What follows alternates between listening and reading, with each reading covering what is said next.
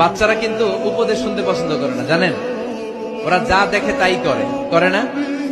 দেখবেন আপনি যখন নামাজ পড়বেন আপনার মেয়েটাও এসে নামাজে দাঁড়ায়, আছে না নাই? আপনি যখন নামাজ পড়েন, আমি যখন নামাজে দাঁড়াই, আমার ছোট্ট মেয়েটাও নামাজে দাঁড়ায় এইভাবে, আর বিড়বিড় করে কি যেন পড়ে এরকম, মুখ নাড়াতে থাকে, ঠোঁট নাড়াতে থাকে।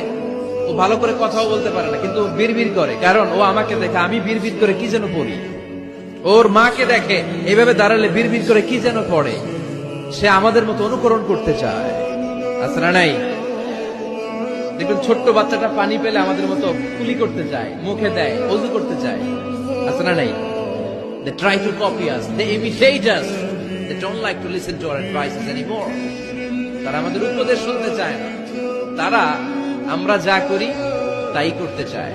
এজন্য খবরদার, আপনি ভালো মা বাবা হন, তাহলে আপনার ছেলে মেয়েগুলো ভালো ছেলে মেয়ে হবে।